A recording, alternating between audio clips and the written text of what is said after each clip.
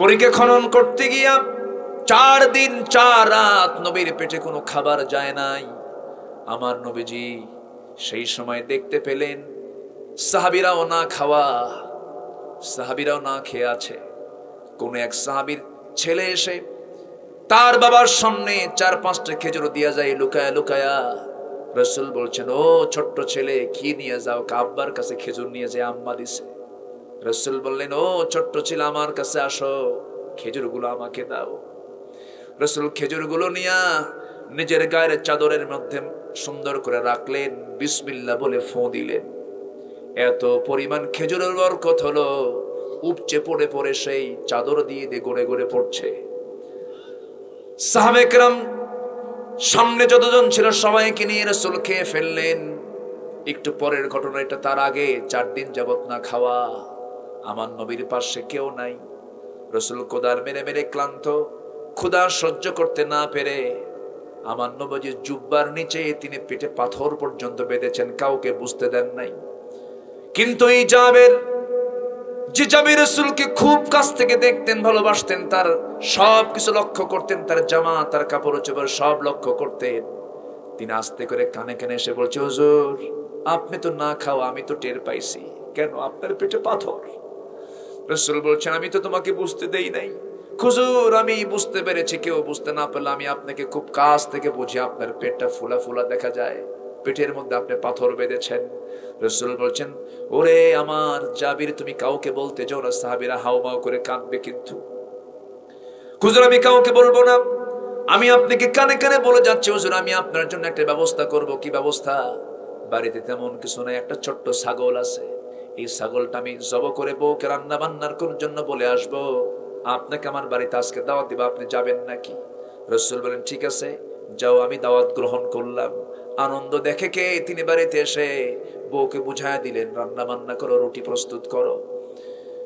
বউ তাকে জানায়া দিল, শোনো আমার স্বামী জাবের ছোট্ট ছাগল রাসূলকে কানে কানে বলে দিও, কাউকে যেন না বলে, 2-1 জনকে নিয়ে যেন আস্তে আস্তে চলে আসে আমাদের বাড়িতে। আউযু বিল্লাহি মিনাশ শাইতানির রাজীম। বিসমিল্লাহির রাহমানির রাহিম।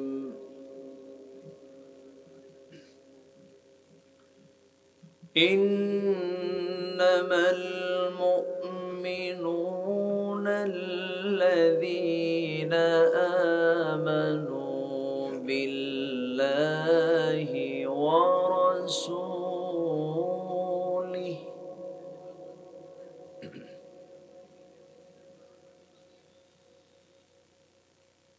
রাসূলিহি থুম্মা লাম يرتابوا وجاهدوا بأموالهم وأنفسهم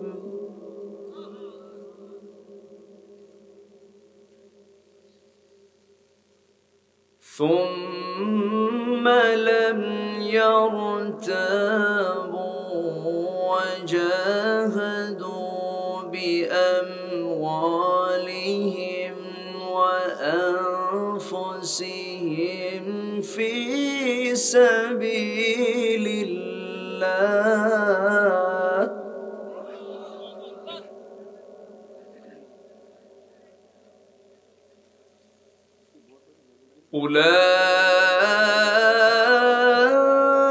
أولئك هم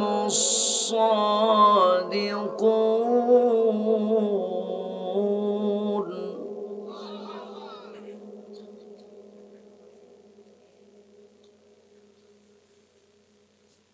قل أتعلمون الله بدينكم والله يعلم ما في السماوات وما في الأرض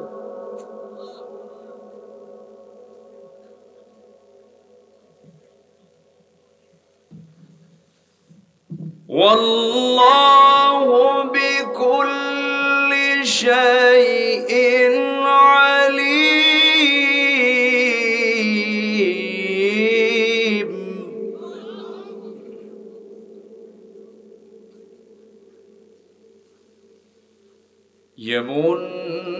يمنون عليك أن أسلموا قل لا تمنوا علي إسلامكم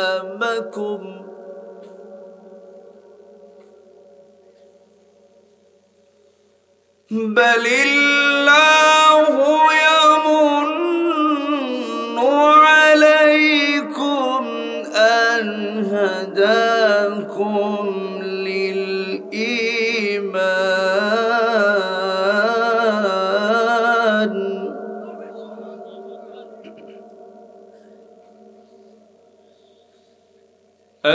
هداكم للإيمان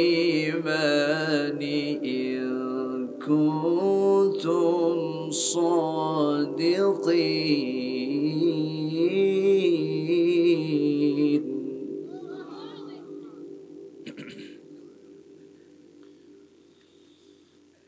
إن الله يعلم غيب السماوات والأرض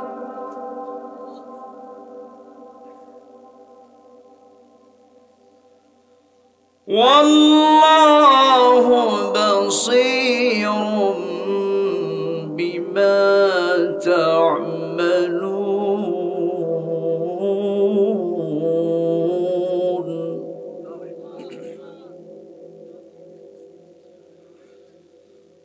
الله أكبر. بسم الله الرحمن الرحيم.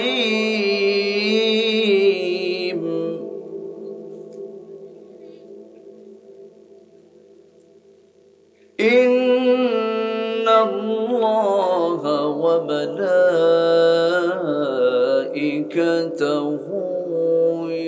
يصلون على النبي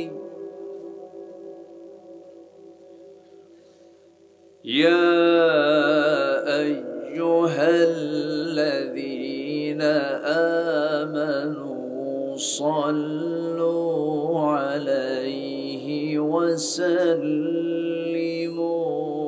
تسليما. اللهم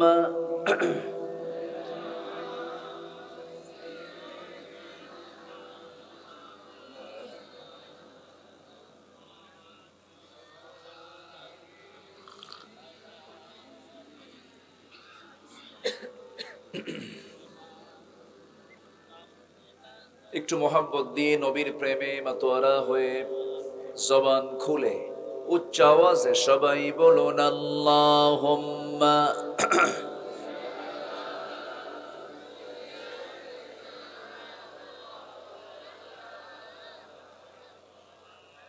ওয়া আলা আলি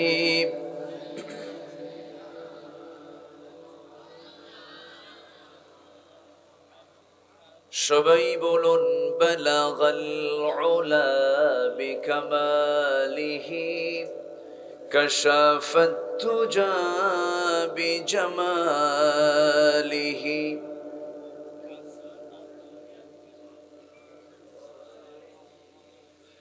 সাল্লু সূরাতে ইউসুফ বিদারি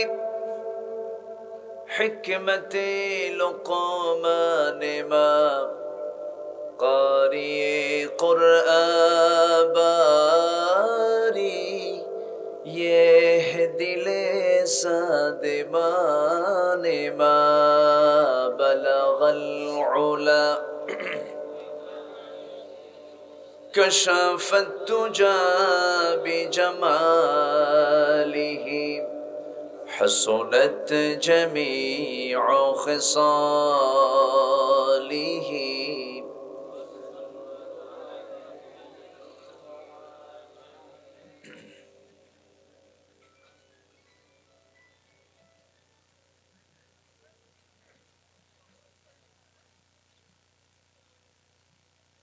খুলনা অঞ্চলের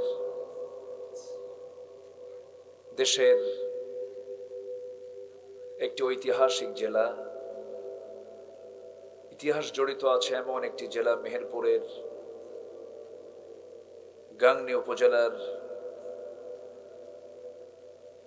মাত্র 16 টাকা যুব সমাজ মাহফিল ইন্তেজামিয়া কমিটি কর্তৃক আয়োজিত বার্ষিক তাফসীরুল কোরআন মাহফিল 2024 মহৎ আয়োজনের সম্মানিত সুযোগ্য সভাপতি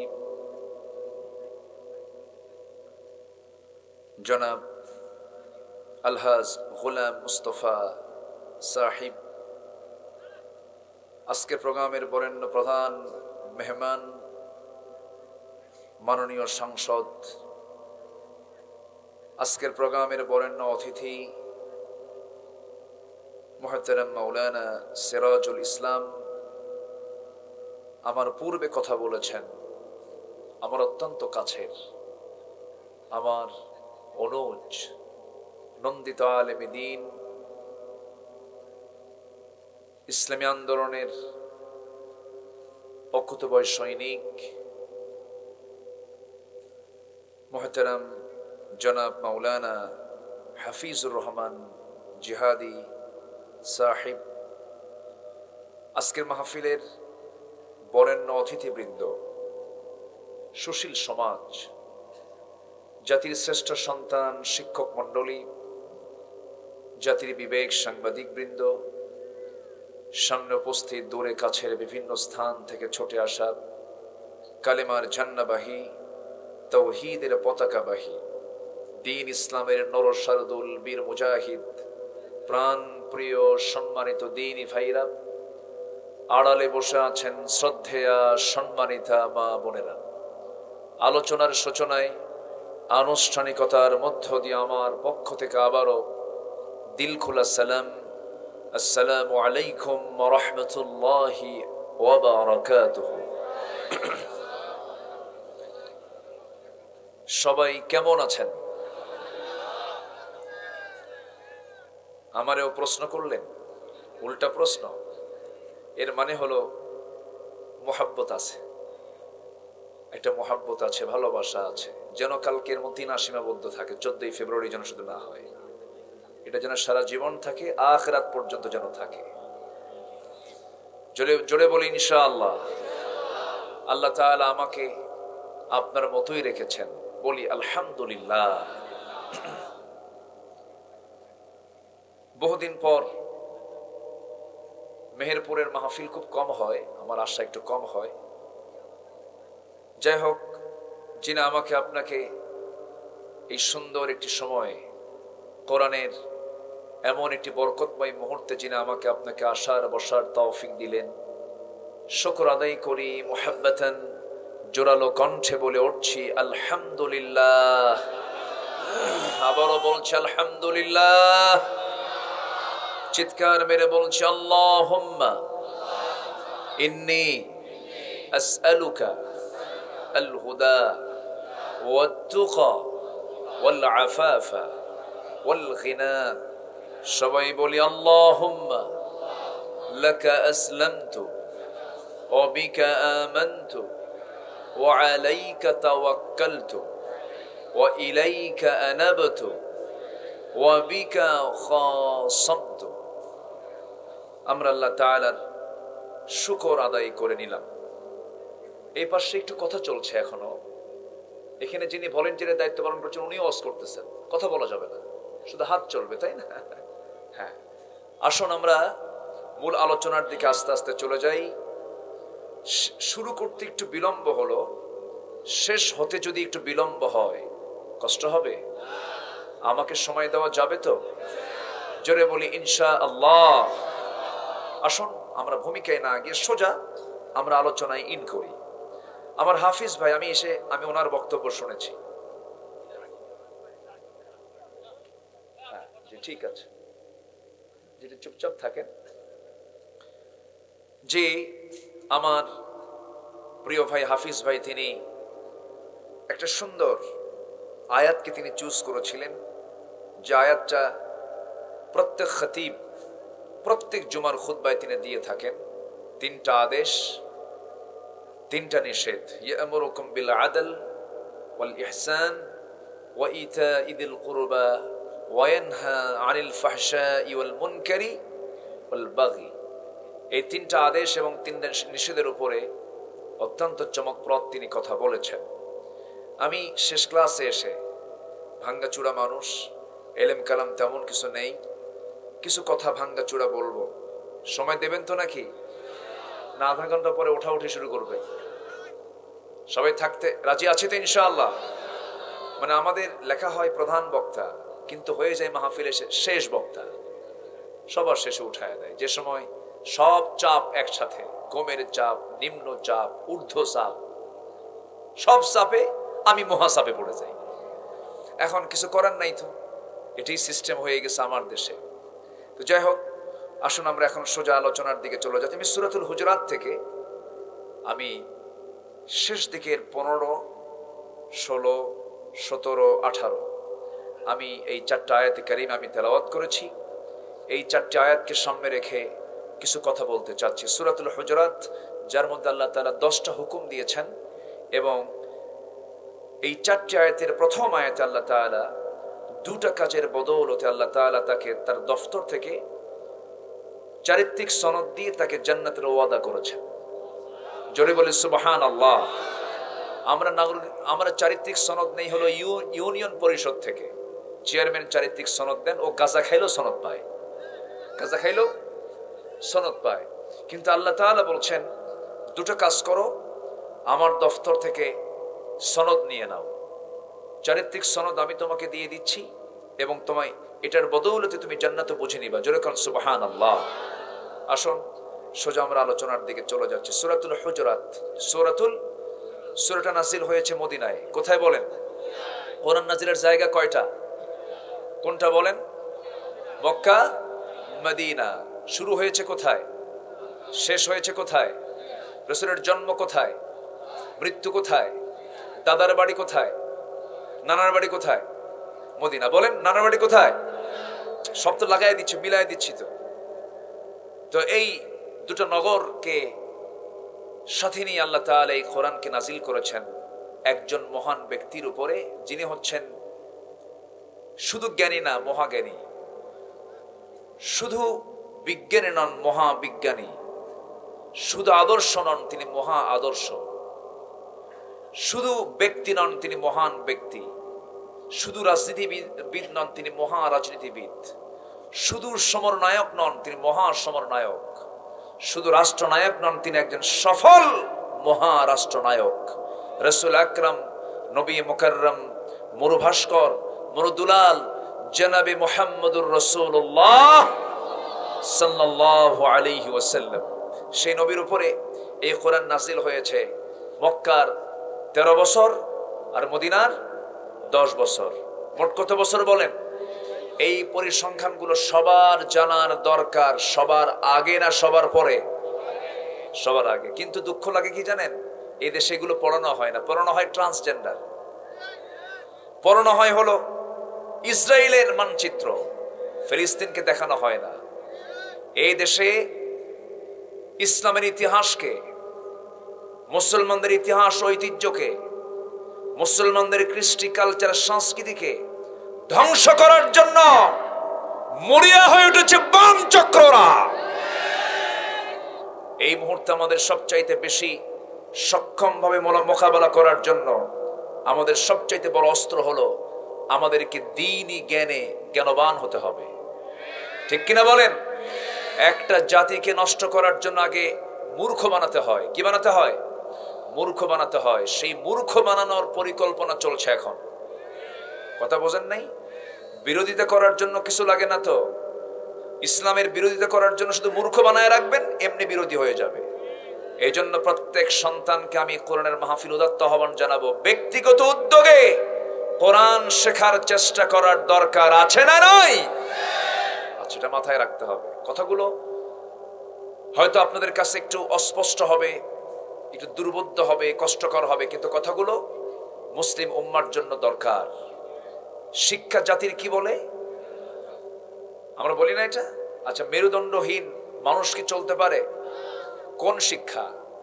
শুধু কি শিক্ষা না সুশিক্ষা? শিক্ষা তো আছেই, শিক্ষা আছে না? আছে, কিন্তু কোন শিক্ষা দরকার? সুশিক্ষা কাকে বলে? যেটা আমরা জানতে এসেছি, কোরআনের শিক্ষা। শিক্ষার আরবি হলো ইলম। ইলমের মাদ্দা হলো আইন লাম মিম। আন লাউহে মাহফুজ। লাউহে মাহফুজ থেকে আসা যে কিতাব, সেই কিতাবের জ্ঞান হচ্ছে আসল জ্ঞান, আসল ইলম। কিন্তু এটা থেকে জাতিকে সরিয়ে রাখার ষড়যন্ত্র আজকের না, অনেক আগের। আবু জেহেল কি এটা করে নাই? আবু জেহেল করে নাই এটা? ফেরাউন করে নাই? ফেরাউন সর্বপ্রথম আসমানি কিতাবে আগুন ধরিয়ে দিয়েছিল। ইহুদি বলে অনেক আলেমকে, আসমানি কিতাবের যারা আলেম তাদেরকে মেরে ফেলেছিল। এজন্য যুগে যুগে ইসলামিক জ্ঞানে জ্ঞানবান যারা, তাদের বিরুদ্ধে ষড়যন্ত্র ছিল। আজকে মনে হয় নাই। আসতে বলবেন না, আছে না নাই? আছে। দেশকে আলেমরা চালায়, দেশকে আলেমরা চালায়, তো আলেমরা জেলে কেন? কথা বুঝেন আপনি? তাহলে দেশ আলেমরা চালায় না, নেতৃত্ব আলেমরা দেয় না। অর্থ, রাষ্ট্র, স্বরাষ্ট্র, সামরিক, প্রশাসন, সচিবালয় সবকিছু চালায় অন্যজন, আর আসামি হয় আলেমরা। কথা বোঝেন নাই আপনি? তাহলে বুঝতে হবে যে সব জ্ঞানীকেই বাতিলরা টার্গেট করে না। বাতিলরা টার্গেট করে হলো যে জ্ঞান আমাদের পথের বাধা, সেই জ্ঞানকে সমাজ থেকে সরিয়ে দাও। আমাদের সচেতন হওয়ার দরকার আছে না নাই? আসতে বলবেন না, আছে না নাই? আপনার সন্তানকে ছেলেও বানাবে না, মেয়েও বানাবে না, কি বানাবে? হিজড়াও তো না। হিজড়া তো ঠিকই আছে। বলেন, এগুলো জটিল না? শুধু জটিল না, মহা জটিল। আমি আপনাদের এলাকায় আসছি আলোচনা করতে, আমি তো খুব ভয় পাচ্ছি। কেন জানেন? ভয় পাওয়ার কারণ হলো আপনার ভাষা আমার চেয়েও সুন্দর। আপনাদের ভাষা আমার চেয়েও সুন্দর। কেন বলবো? আপনাদের ভাষা আপনাদের মা থেকে পাওয়া এই বইয়ের ভাষা। আলহামদুলিল্লাহ বলেন। সব কিছুর মধ্যে ভেজাল আছে, মেহেরপুর চুয়াডাঙ্গার ভাষার মধ্যে কোনো ভেজালই নাই। আলহামদুলিল্লাহ বলেন। কুষ্টিয়ায় ভেজাল লাগছে, কুষ্টিয়াতে ভেজাল আছে, কিন্তু এখান থেকে 40 মাইল দূরে গেলেই একটু ভেজাল আছে। দেখবানে বোঝেন না? এখানে একটু টানটুন আছে, কম বেশি আছে। খোকসা, কুমারখালী ওইদিকে তো খাবুল হয়তো মাহলুকে এই একটু টানটুন আলাদা মারে, তাই না? তো কিন্তু মেহেরপুর চুয়াডাঙ্গা এই ভাষাগুলো একদম মিষ্টি, শিরিন, অত্যন্ত সুইট ল্যাঙ্গুয়েজ। জাস্ট বই যা বলে আপনার মুখের ভাষা তাই বলে। বলি আলহামদুলিল্লাহ। যা আমি জরিপ করে দেখেছি, বাংলা ভাষার উৎপত্তি হয়েছে নদিয়া থেকে। নদিয়া তো পাশেই। নদিয়ার ভাষাও এত সহি না যে ভাষা আপনাদের সহি। অনেক ভালো। তো এই লোকের সামনে আমি ওয়াজ করবো কেমনে? আমি চিন্তায় আছি। কোনো সমস্যা নাই তো? জোরে বলি ইনশাআল্লাহ। আসেন, আমরা শিক্ষা নিয়ে কিছু কথা বললাম। সন্তানকে কি শেখাবো আগে বলেন? বলেন কি শেখাবো?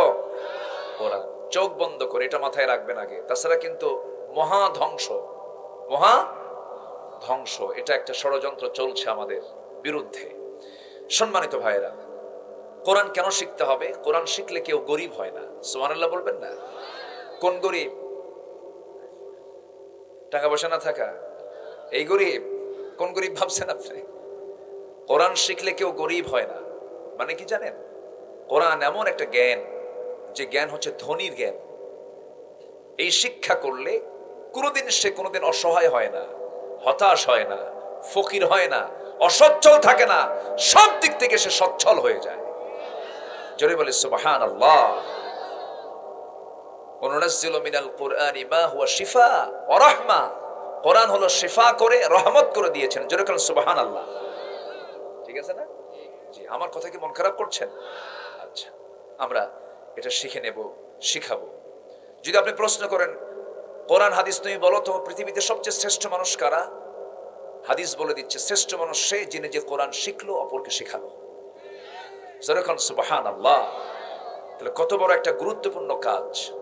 দুঃখ লাগে, আমার দেশে কোরআন শেখা মানুষ বেশি না কোরআন না শেখা মানুষ বেশি? তো শিক্ষা মন্ত্রণালয় করলোটা কি? শিক্ষা ডিপার্টমেন্ট করলোটা কি? যেটা না শিখলে নামাজি হয় না, যেটা সহি না করলে নামাজি হয় না, সেই শিক্ষা বাদ দিয়ে কোন শিক্ষা আজকে জাতি পেল? প্রশ্ন আছে না নাই? আসতে বলবেন না, আছে না নাই? আচ্ছা, ওরা তো কোরআন পারেই না, আবার বলে কি জানেন, হুজুররা কি পারে? মিশকাত শরীফকে সিয়াসিতের কিতাব বানায় ফেলে।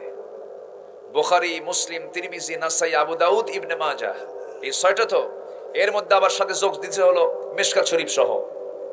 সিয়াসিতটা কি বড় মুহাদ্দিস দেখেন, চিন্তা করে। এমন গান গাইছে 15 বছর, সংসদে তেল মারতে মারতে শেষ, এবার নাই।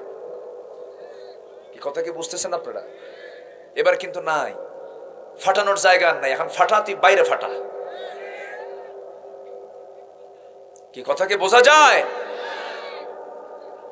সম্মানিত ভাইয়েরা, সম্মানিত বন্ধুগণ, কোরআন যে শেখে সেই পৃথিবীর শ্রেষ্ঠ শেখা শেখে, বলি আলহামদুলিল্লাহ। এই জন্য আমরা কোরআন শুনবো বেশি বেশি, গান শুনবো। গান শুনবেন, গানের কাছে যাওয়া যাবে। এই গ্রামে কোনো গানের আসর আর বসবে এখানে? এই গ্রামে কোনো গানের আসর হয় নাকি? আগে হতো এক সময়। বলেন হওয়া যাবে? আমার দেশে এমন কমিটিও আছে, ওয়াজ মাহফিলের কমিটির সভাপতি, আবার ওই সভাপতি আবার যাত্রা কমিটির সভাপতি। আছে না নাই? এমনটি কি হওয়া যাবে? ডাবল স্ট্যান্ডার্ড নীতি নিয়ে জান্নাত মিলবে না। জান্নাত পেতে হলে ডাবল স্ট্যান্ডার্ড নীতি বাদ দিতে হবে। আল্লাহ রাব্বুল আলামিন আগে কাফের হতে বলেছেন, এরপর ঈমান আনতে বলেছেন। আগে কাফের হও। হয়তো বলবেন হুজুর কাফের হও মানে কিসের কাফের হতে বলেছেন আল্লাহ তাআলা? ফামাইয়াকফুর বিত্তাগুতি ওয়া ইউমিন বিল্লাহ ফাকাদ ইসতামসাকা বিল উরওয়াতিল ওয়াসকা। জোরে বলুন আল্লাহু আকবার। আগে তাগুতের কাফের হও। তাগুত কাকে বলে? যে নিজে ইসলামকে মানে না, কাউকে মানতে দেয় না, বাধার সৃষ্টি করে। এই তাগুতকে যে ব্যক্তি অস্বীকার করবে, আগে যে তাগুতের কাফের হবে, এরপর ঈমান টানবে, সেই ঈমানটা মজবুত ঈমান, সেই ঈমান কখনো নষ্ট হতে পারে না। আমার ভাইরা, আমাদের সমাজে এমন কিছু মুসলিম নামধারী কিছু লোক আছে, তাদেরকে প্রকৃত মুসলিম বলা যায় না। যাত্রা কমিটির মেম্বার, মাহফিল কমিটির মেম্বার, নাইট ক্লাবের মেম্বার, বোর্ড ক্লাবের সভাপতি, আবার আলহাজ লাগায় চুপ করে বসে থাকে। আছে না নাই? বলেন তো আছে না নাই? কি চরিত্র দেখেন। নাইট ক্লাবে যারা যায় তারা কি সেখানে কি জান্নাতের সারাবান তাহুরা খায়? কি খায়? কি খায়? মদ খাইলে তাল না মাতাল। ওই লোকগুলো আবার হজেও যায়। রমজান যখন আসে সারা বছর আকাম কুকাম করে কিছু হুজুর ভাড়া করে, ভাড়া করে বলে হুজুর আপনার সাথে চলেন, আসা যাওয়া ফ্রি। এমন দোয়া দিয়ে দিবেন, দোয়ার ঠেলায় যেন আমি জান্নাত পার হয়ে জাহান্নামে যাই। যা তুই জাহান্নামে। আছে না নাই? কিছু হুজুরও আছে দোয়ার জন্য সব জায়গায় যেতে প্রস্তুত। সিনেমা হল উদ্বোধন হবে, হুজুরকে দাওয়াত দেয়, এসে দোয়া করে আল্লাহ এই সিনেমায় কাস্টমার বাড়াইয়া দাও। আসতে কয় আছে না? আছে না? এরকম হুজুর আছে না নাই? দুনিয়াতে বসে ও জান্নাত পাবে কিনা নিশ্চয়তা নাই, ও আরেকজনের জান্নাতি বানায় ফেলে। আছে কিনা? এরকম হুজুর আছে না নাই? আচ্ছা, সম্মানিত ভাইয়েরা, সম্মানিত বন্ধুগণ, ওই লোকের মতো হওয়া যাবে না। এক বেচারি কোরবানির ঈদের এক জুম্মা আগে নামাজ পড়তে গেছে এক চোর। খতিব খুতবার ভিতরে কোরবানির তাৎপর্য নিয়ে ওয়াজ করতেছে। তো কোরবানির ওয়াজ করতে নিয়ে এই চোরটা খুব উদ্বুদ্ধ হয়ে গেছে। এত গুরুত্বপূর্ণ মনে হয়েছে তার কাছে, কোরবানি আমাকে দিতেই হবে। এত বড় সওয়াব কি বাদ দেওয়া যায়? প্রয়োজনে চুরি করে হলেও। চুরি করে গরু নিয়ে আসতেছে ফজরের সময়। ইমাম ফজরের উযু বানাবেন, বাইরে যাবেন। বাইরে যেতে নিয়ে দেখেন যে এক সলিমুদ্দি গরু নিয়ে আসে। কি এত রাতে গরু পাইছো কই? হুজুর আপনার জন্যই তো। কেন? আপনার খুতবা শুনে আমি অস্থির হয়ে গেছে, কোরবানি দিতেই হবে আমার। তো গরু পাইলা? হুজুর চুরি করে আনছে। চুরি করে আনছো, চুরি করে, আমি কি বলছি চুরি করে কুরবানি দেওয়া জায়েজ আছে? জায়েজ নাই, কিন্তু আমি একটা হিসাব করছি, একটা অঙ্ক কষে নিচ্ছি। আমি কি অঙ্ক? হুজুর কুরবানি দেওয়ার সওয়াব তো আছে, তাই না? হ্যাঁ। চুরি করার গুনাহ তো আছে, তাই না? আছে। তাহলে চুরি করার গুনাহ আর কুরবানি দেওয়ার সওয়াব, তো প্লাস মাইনাসে কাটাকাটি করে মাইনাস, মাঝখান থেকে সওয়াব যদি না হয়, গোশত খাওয়া তো বোনাস। এই টাইপের লোক মনে হয় আমার দেশে নাই। আসতে বলবেন না, আছে না নাই? ও গনে সুদ খাইছি কত টাকা, আর তাহাজ্জুদ আমার পড়ে নিতে হবে। তাহাজ্জুদ আর সুদ দুটো যোগ বিয়োগ হবে তো, ইয়ামাল মিসকালা যাররাতিন খাইরান ইয়ারা শাররান ইয়ারা, কোন মতো দিয়ে আল্লাহর তো রহমত আছে, পার হয়ে যাবে। এই চেতনা যারা লালন করেন, এই চেতনায় বিশ্বাসী যারা, এরা হচ্ছে এক নাম্বার টাটকা মুনাফিক। এরা কাফেরের চেয়েও খারাপ, এরা মুশরিকের চেয়েও তো জঘন্য। আমার কথা কি ক্লিয়ার? আমার কথা কি ক্লিয়ার? কাফেরকে চেনার জন্য বড় সূরা না ছোট সূরা? বলেন, সূরা কাফিরুন সবার মুখস্থ আছে না? মুনাফিককে চেনার জন্য মুনাফিকুন ছোট সূরা না বড় সূরা? মেলা বড় সূরা। তাহলে মুনাফিক চেনার জন্য বিশাল বড় সূরা, আর কাফেরকে চেনার জন্য ছোট্ট সূরা। কাফেরকে সহজেই চেনা যায়, ওটার ওই রোগী শনাক্ত করা যায়। মুনাফিককে এমন ভাইরাস, ওর সহজে খুঁজে পাওয়া যায় না। খুঁজে পায় তারাই যারা মাঠে ময়দানে আল্লাহর দিন কায়েমের জন্য বুকের তাজা প্রাণ ঢেলে দিতে প্রস্তুত, তারা চিনতে পারে মুনাফিককে, ঠিক কিনা? সম্মানিত ভাইয়েরা, আসেন এটা মূল লাইনের দিকে আস্তে আস্তে চলে যাই। কষ্ট দিচ্ছি না তো আপনাদেরকে? সূরাতুল হুজুরাত, সূরাতুল হুজুরাত। আমার নবীজি এই আয়াতটা মদিনায় যখন তিনি ছিলেন, ওই সময় এই সূরাটা নাজিল হয়েছে। কেন জানেন? আমার নবীজি একদিন ওয়াজ করছেন, এরকম করে ওয়াজ আলোচনা করছেন। আলোচনার মাঝেই দুজন দামি সাহাবী, সবাই দুজনকে চিনবেন, জান্নাতের সংবাদ পেয়েছেন পৃথিবীতে থেকেই 10 জন সাহাবী। কয়জন? এর মধ্যে serial number 1, serial number 2 Omar. বলেন কে সিরিয়াল 1 কে? 2 কে? ওমর। তাদের মতো দামি মানুষ পৃথিবীতে আর কোনোদিন আসবে? এই দুজন সামনে বসা, আমার নবীর সামনে বসা, বসে কথা বলতে বলতেই আমার নবীজির বয়ানের মাঝে এই দুইজন কনভারসেশন করছিলেন, মুকালামা হচ্ছিল। এই কথাবার্তার মাঝে মাঝে হঠাৎ করে দুজনের কথা তর্ক লাগতে লাগতে নবীর কথার চাইতে বুলন্দ হয়ে যাচ্ছে, বড় আওয়াজ হয়ে যাচ্ছে। নবীজির ভ্রু কুঁচকে যায়, নবীজি কষ্ট পান, আহারে আমার কথার চাইতে এদের কথা কেমনে বড় হয়। আমার নবীজির কষ্ট আল্লাহর সহ্য হলো না। আল্লাহ রাব্বুল আলামিন দেখলেন না কি আবু বকর কি ওমর, সঙ্গে সঙ্গে আয়াত নাযিল করে দিলেন। এই সূরার নাযিলের প্রেক্ষাপট হলো, ইয়া আইয়ুহাল্লাযীনা আমানু লা তারফাউ আসওয়াতাকুম ফাওকা সাওতিন নবী ولا تجهروا له القول كجهر بعضكم لبعض أن تحبط أعمالكم وأنتم لا تشعرون। জোরে বলুন আল্লাহু আকবার। হে ইমানদারেরা, তোমরা তোমাদের আসওয়াতাকুম, তোমাদের আওয়াজকে ফাওকা সাওতিন নবী, নবীর আওয়াজের চাইতে বড় করো না। যদি তোমরা বড় করে ফেলো, তোমাদের জিহাদ, তোমাদের নামাজ, তোমাদের হিজরাত, তোমাদের ত্যাগ, তোমাদের কুরবানি সব নিষ্ফল, আনতাহবাতা কাট হয়ে যাবে, ধ্বংস হয়ে যাবে এই বেয়াদবির কারণে।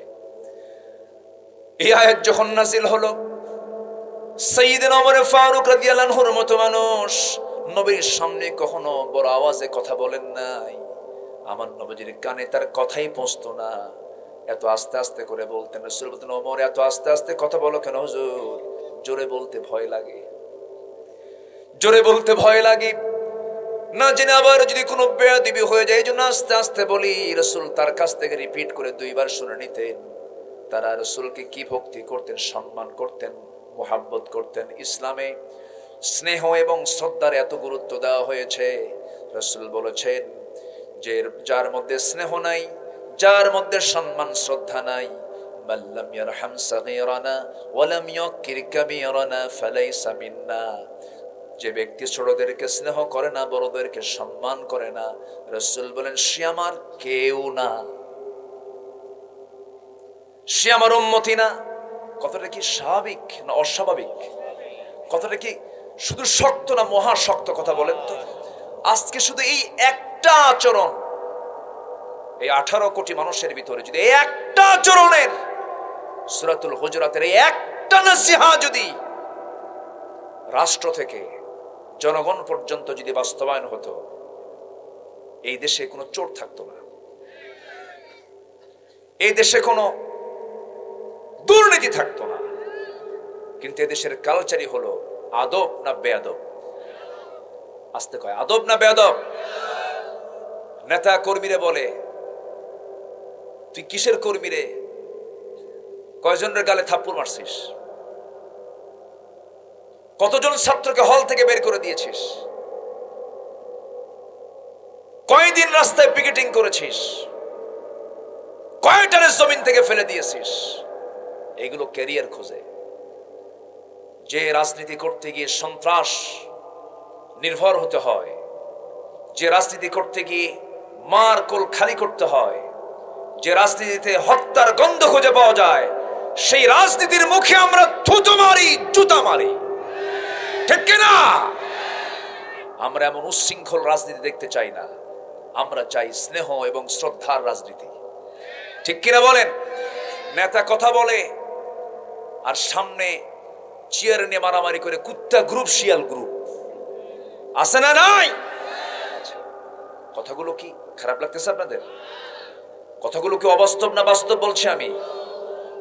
আজকে আপনি এরকম শিখাচ্ছেন, একদিন আপনার সামনে নখ উঁচু করবে, একদিন আপনাকে থাপ্পড় মেরে চেয়ার থেকে নামায় দেবে তারাই, যাদেরকে আপনি বেয়াদব বলছেন, যাদেরকে আপনি বেয়াদব বানাচ্ছেন। সম্মানিত ভাইয়েরা, সম্মানিত বন্ধুগণ, সূরাতুল হুজুরাত হলো এমন সূরার নাম যে সূরা আদর্শ জাতি গঠনের 1 নম্বর একটি সূরা। যেরকম সুবহানাল্লাহ। 10টা নসিহত আছে। কয়টা নসিহত আছে? 10টা হুকুম আছে। আমি একটি একটি করে বলবো, যদি ফজর হয় রাজি আছেন তো থাকতে? দেন সব তো ইনশাআল্লাহ কইলেন, মারবেন তো দৌড় কিছু করব। সবাই থাকতে রাজি আছে তো ইনশাআল্লাহ? এত সুন্দর মানুষ আপনারা, আসেন আমরা একটা একটা করে বলবো। এইদিকে আমরা যে আয়াত থেকে তেলাওয়াত করেছি সেই আয়াতে আল্লাহ তাআলা বলছেন, আমি তোমাকে চারিত্রিক সনদ দেব আমার অফিস থেকে। নোবেল পুরস্কার না, নোবেল পুরস্কার তো সুদখোরও দেয়, দেয় না? সুদ খায় তারও নোবেল পুরস্কার দেয়, আছে না নাই বলেন? চোর বাটপাটদের নোবেল পুরস্কার দেওয়া হয়, আছে না নাই? আছে। কিন্তু আমার আল্লাহ পুরস্কার দিবেন চোরকে না ভালো মানুষকে? চোরকে না ভালো মানুষকে? ভালো মানুষকে। আমার পুরস্কার নেবে মূলত কার কাছ থেকে? আল্লাহর কাছ থেকে। ওখানে উঠলো কারা দেখেন তো? ওই যে ওখানে একসঙ্গে উঠে গেল, কি সমস্যা কি? হ্যাঁ, বসো আব্বা, সবাই বসেন। হাফিজ ভাই চলে যাচ্ছেন, আছেন তো না? আচ্ছা ঠিক আছে, আসেন আমরা আয়াতের দিকে যাচ্ছি। আল্লাহ বলছেন 2টা কাজ করো। কয়টা কাজ? 2টা কাজ। আল্লাহ তাআলা কিছু কিছু ওয়াজ করেছেন, খুব শর্ট করে কথা বলেছেন। এক সাহাবী রাসূলকে এসে বলেন, হুজুর আমি বেশি ওয়াজ শুনবো না, আপনি আমাকে একটা আমল শেখায় দেন। আমার রাসূল বলেন, ঠিক আছে একটা আমলে শেখাবো। কি? মিথ্যা কথা বলবি না, যা। কি বলবে না? বলেন তো, এই একটা আমল যদি আমরা করি আমরা কি হব বলেন তো? আমাদের চাইতে ভালো মানুষ দুনিয়াতে থাকবে? একটা আমল তুমি করো। সাহাবীর মধ্যে 3টা দোষ ছিল, চুরি করা, জেনা করা, মদ খাওয়া। তো প্রথম রাতে চুরি করে নবীর কাছে আসছে। রাসূল বলেন, তুমি গত রাত্রে কই গেছিলা? হুজুর সত্যি কথা বলি, চুরি করছি, জীবনে আর চুরি করবো না হুজুর, যান। যেরকম সুবহানাল্লাহ, কি মেডিসিন রাসূল দিয়েছেন দেখেন। দ্বিতীয় রাত্রিতে মদের বোতল হাতে নিয়েছিলেন। সকালবেলা নবীর সামনে আসি রাসূল বললেন, সাহাবী গত রাত্রে তুমি তোমার হাতের মধ্যে কি নিয়েছিলা? হুজুর, আমি মদের বোতল নিয়েছিলাম। রাসূল বললেন, ও সাহাবী, তুমি এখন কি মনে করো বলো? সাহাবী বলছেন, ইয়া রাসূলুল্লাহি, আজকের থেকে আমি সমস্ত মদের বোতল বন্ধ করে দিলাম। এরপরে বলা হলো, পরের রাত্রে জিনা করে আমার নবীর সামনে হাজির হয়ে গেছেন। রাসূল বলেন, সাহাবী, গত রাত্রে তুমি কোন মহিলার সামনে দাঁড়াইছিলা?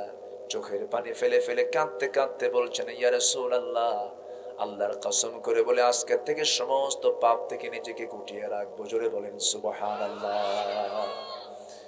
মিথ্যা হলো সমস্ত পাপের মা। যে ব্যক্তির জীবন থেকে মিথ্যা কথা বের হয়ে যাবে, যে ব্যক্তি মিথ্যা কথা ছাড়তে পারবে, তার জন্য জান্নাত অবধারিত। আর যে বান্দা মিথ্যা ছাড়তে পারবে না, যে কাজ করতে গেলে মিথ্যা কথা বলতে হয়, যে রাজনীতি করতে গেলে মিথ্যা নির্ভর হতে হয়, যে চাকরি করতে গেলে মিথ্যা কথা বলতে হয়, ওই চাকরি, ওই রাজনীতি, ওই পেশা, ওই কর্ম তাকে নিয়ে যাবে কোথায়?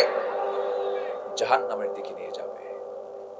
সম্মানিত ভাইয়েরা, অনেক তো কথা, মূল পয়েন্টের দিকে আস্তে আস্তে চলে যাচ্ছি। এক সাহাবী বলেন, ইয়া রাসূলুল্লাহ, আমি বেশি আমল করব না, আমি খুব কম আমলে জান্নাত পেতে চাই, আপনি আমার একটু শিখায় দেন। নবীর কাছে অনেকে খুব চালাকি করে এসে বলতেন। আমার নবীজি বললেন, ও সাহাবী, তুমি কি করতে চাও বলো? ওই সাহাবী বলেছেন, ইয়া রাসূলুল্লাহ, ইদা সাল্লাইতুল মাকতুবাত ওয়া সুমতু রমাদান ওয়া আহলালতুল হালাল ওয়া হারামতুল হারাম ওয়া লাম আযিদ আলা যালিকা শাইআন। আমি যদি 5 ওয়াক্ত নামাজ, রমজান মাসে রোজা, হালালকে হালাল জেনে হালাল ধরা, হারামকে হারাম জেনে হারামকে বর্জন করা, এই 4টা কাজ যদি করতে পারি, ওয়া লাম আযিদ আলা যালিকা শাইআন, এই 4টার বেশি যদি আমি না করি, আদখুলুল জান্নাত ইয়া রাসূলুল্লাহ, আমি কি জান্নাত পাবো নাকি? রাসূল বললেন, নাম নাম, হে সাহাবী, তুমি অনায়াসে জান্নাত পেয়ে যাবে। কয়টা কাজ এখানে? আসতে বলবেন না, কয়টা কাজ? আগের সাহাবীর কয়টা কাজ? একটা। আর এই সাহাবীর কয়টা কাজ? 4টা। মোট হলো কয়টা? 5টা কাজ। আমার বন্ধুগণ, আল হালালু বাইয়িন ওয়াল হারামু বাইয়িন, হালালটা স্পষ্ট, হারামটা স্পষ্ট। মদ আজকে হারাম না 1500 বছর আগে হারাম? যে মাহফিলে যায়, সেই মাহফিলে গেলেই প্রশাসন থেকে বলা হয়, হুজুর মাদক নিয়ে কথা বলবেন, মাদকের বিরুদ্ধে কথা বলবেন, মাদকের ব্যাপারে সচেতন করবেন। আমার বন্ধুগণ, বিড়াল পড়ে আছে মরে কূপের ভিতরে, কূপের পানি পাক না নাপাক? নাপাক। কূপের পানি পাক করার জন্য মরা বিড়াল আগে তুলবো না পানি আগে তুলবো? বলেন বলেন, কি তুলবো? আগে মরা বিড়াল তুলতে হবে। এরপরে ফিকহাবিদরা বলেছেন, 100 বালতি, 200 বালতি, 300 বালতি পানি তুললেই কূপের পানি পরিষ্কার হয়ে যাবে।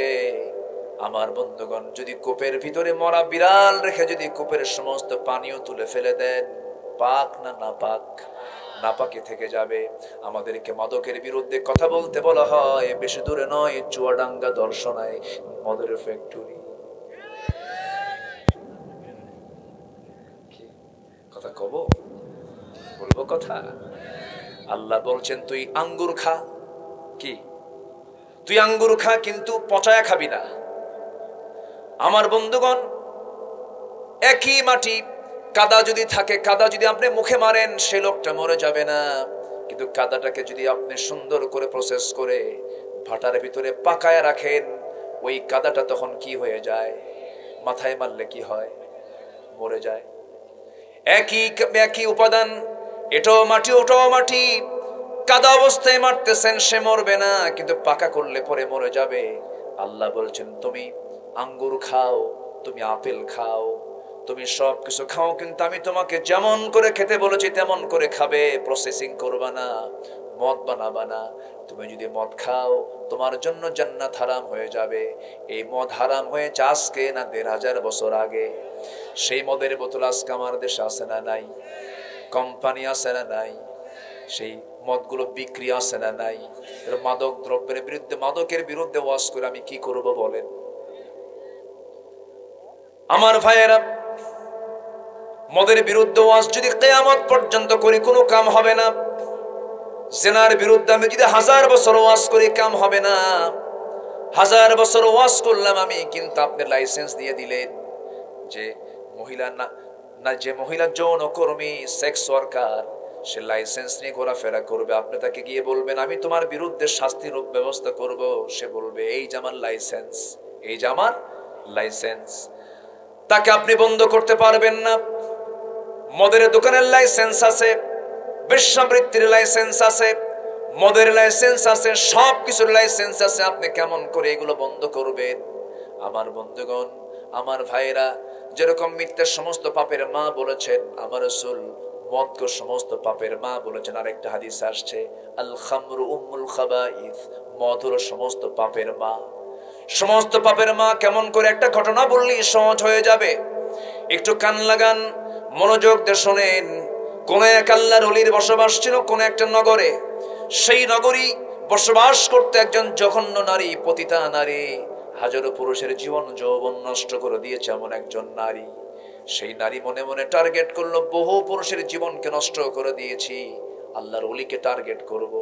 টার্গেট করলো, ফুসলায় ফুসলায় ঘরের মধ্যে তুলে বেকায়দায় ফেলে দিয়ে বলছে শোনো, আমাকে তুমি হয়তো চেনো না, আমি হলাম এই শহরের জঘন্য একজন নারী, পতিতা নারী, হাজারো পুরুষের জীবন যৌবন নষ্ট করে দিয়েছে।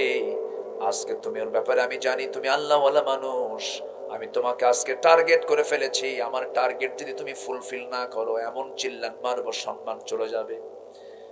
আল্লাহর ওলি বলে কি করতে হবে বলো? নাম্বার 1, এই যে মদের বোতল দিলাম, এই মদের বোতল থেকে তোমাকে মদ্যপান করতে হবে। তা যদি রাজি না হও, আমার সঙ্গে জেনা করতে হবে। নাম্বার 3, আমার এটাও যদি রাজি না হও, এই যে শিশু এখানে বসে আছে এই শিশুকে হত্যা করতে হবে। আল্লাহওয়ালা মনে মনে চিন্তা করে কেমন করে করব হত্যা। ফাকাতালান নাস জামিআ, এক মানুষকে হত্যা করা মানে গোটা জাতিকে হত্যা করা না, মারাত্মক গুনাহ এটা। হত্যার ফয়সালা হলো হত্যা করা, কিসাস হয়ে যাওয়া।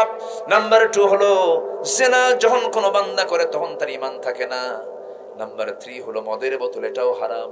কিন্তু মনে মনে চিন্তা করলেন হয়তো মদের বোতল থেকে একটা ঢোক মারলে অন্তত এখান থেকে বিপদ থেকে বাঁচবো। ওই আল্লাহওয়ালা মনে করলেন মদ তো হয়তো একটু ছোট মাপের গুনাহ, এই মনে করে মদের বোতল থেকে একটা ঢোক যখন মেরে দিয়েছে, তাল না মাতাল? আসতে কয় তাল না মাতাল? মদ খেলে মানুষ মাতাল হয়ে যায়। এক বেচারি মদ খায়া রাত 3টার দিকে গেছে হলো বাড়িতে, দরজায় ডাকতেছে।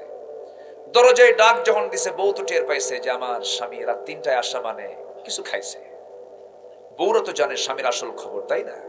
নেতা কি জানে বউয়ের মতো? কোন কর্মী জানে নেতার খবর, কিন্তু বউ জানে স্বামীর খবর। আমার স্বামী কত নম্বর লুচ্চা আর কত নম্বর ভালো মানুষ, এটা সবচেয়ে বেশি বোঝে হলো বউরা। এই জন্য সবার কাছে ভালো হওয়ার দরকার নাই, খালি বউয়ের কাছে ভালো হলেই সে জামানার কুতুব। কথা বোঝা গেল কি? আমার রাসূলের কি কনসেপ্ট দেখেন। রাসূল বলেছেন যে তার বউয়ের কাছে ভালো সে আল্লাহর কাছে ভালো। আপনি বদমেজাজি, আপনি কতটুকু খারাপ, আপনার চরিত্র কেমন, আপনার রাগ কেমন, আপনার মানসিকতা কেমন, কেউ বুঝবে না, বউ বুঝবে। এলাকার মায়েরা খুব খুশি, হুজুর ভালো করে রাখো। কি কষ্ট পাচ্ছেন নাকি আপনারা? চালিয়ে যাব, জোরে বলি ইনশাআল্লাহ। খুব ভালো মানুষ আপনারা। রাত 3টার দিকে ডাকতেছে, বউ এখন ভিতর থেকে চিন্তা করে দরজা তো খুলবো, থাপ্পড় তো একটা খাবোই আমি, ওর তো মাথা ঠিক নাই, কি করবে আল্লাহই জানে। বড় ছেলেকে ডাক দিয়ে বলল, বড় ছেলে আমার আসো তো। যথেষ্ট, সুবহানাল্লাহ বলেন। সম্মানিত ভাইয়েরা, আমরা সার্টিফিকেট নেব কার কাছ থেকে? আল্লাহর কাছ থেকে। এটা লাইন বাদ পড়ে গেছে, মনে করে দিবেন পরে। ওই যে আল্লাহওয়ালার কি অবস্থা হলো একটু পরে বলবো নি। আসেন আমরা মূল লাইনে আসি। মুমিনদেরকে আল্লাহ তাআলা দুটো গুণ দেখতে চান এবং বলছেন এই দুটো গুণ যদি থাকে তোমার, আমি তোমাকে আমার দফতর থেকে চারিত্রিক সনদ দেব এবং তুমি এই সনদ ফেরেশতাদের মাধ্যমে জান্নাত বুঝে নিবা। যেরকম সুবহানাল্লাহ। জান্নাত কার জন্য বানাইছে? জান্নাত কার জন্য? আমার জন্য, আপনার জন্য। এত দূরে যান কেন? আমার জন্য। বলেন জান্নাত কার জন্য? আমার জন্য। এটা শতভাগ নিশ্চয়তা নিয়ে বলবেন। আল্লাহকে বলবেন, আল্লাহ শোনো, আমি যা করি, ভুলও যদি করি, ঠিকও যদি করি, আল্লাহ আমি তো তোমার বান্দা, তো আমারে তুমি জান্নাত দাও। সুবহানাল্লাহ। আল্লাহর কাছে যখন চাইতে হয় তখন বেহায়ের মতো চাইতে হয়, যার হায়া নাই। পৃথিবীর কারো কাছে হায়াকে বিক্রি করব না, হায়া বিক্রি করব কার কাছে? আল্লাহর কাছে বলবো, আল্লাহ আমার কোনো হায়া শরম নাই, আমারে তুমি জান্নাত দাও, আমারে তুমি মাফ করে দাও। যে আল্লাহর কাছে যত বেহায়া হয়, আল্লাহ তাকে তত বেশি ভালোবাসে। সেই বেহায়া হওয়ার সময় হলো রাত 2টা, রাত 1টা, রাত 3টা। আমি নিজের চোখে দেখেছি আমাদের পাখিকে, কোরআনের পাখিকে, রাত 2টা 1টার দিকে বেহায়ের মতো কাঁদতে। কত রাত যে চলে গেছে তার জেলখানায়, বালিশে চোখের পানি দিয়ে ভিজে গেছে। এই পানিগুলো বৃথা যাবে না, এই পানি বৃথা যাবে না। এই পানির ফলাফল সামনে অপেক্ষা করছে বাংলাদেশে। জোরে বলি ইনশাআল্লাহ। বেশি বাতাসে, এই থামেন, বেশি বাতাসে বৃষ্টি হয় না। বেশি বাতাসে বৃষ্টি আসে, বেশি বাতাসে বৃষ্টি হয় না। বাতাসে মেঘগুলো উড়ে যায়। আমরা ভাববো না শুধুমাত্র ঝড় আসলেই বিজয় চলে আসলো, না। সময় হবে, জবাব হবে। যারা জালিম, তারা জুলুম যারা করছে, দেখবেন যে হঠাৎ করেই জুলুমের অবসান আছে না নাই? আসতে বলবেন না, আছে না নাই? আছে। কিন্তু সচেতন থাকতে হবে, আমাদের গুণ অর্জন করতে হবে। আমার রাসূল সাহাবা একরামকে বললেন, তোমরা মাতা নাসরুল্লাহ বলছো, তোমরা কি জানো আগের যুগের ইমানদারদের মাথার চামড়া টেনে টেনে পা পর্যন্ত নিয়ে আসা হয়েছে? চামড়াগুলো টেনে টেনে পা পর্যন্ত নিয়ে আসা হয়েছে। বলা হয়েছে তোরা ঈমান ছেড়ে দে। তারা বলেছেন লা ইলাহা ইল্লাল্লাহ, ছাড়েন নাই। আসিয়ার কথা কে না জানেন? আসিয়াকে বিদায় দিল কে বলেন তো? কে তাকে মারলো বলেন? ফেরাউন। ফেরাউন কি দূরের মানুষ? তার যার কাছে যৌবন দেওয়া, লাইফ পার্টনার, জীবন সঙ্গে ফেরাউন।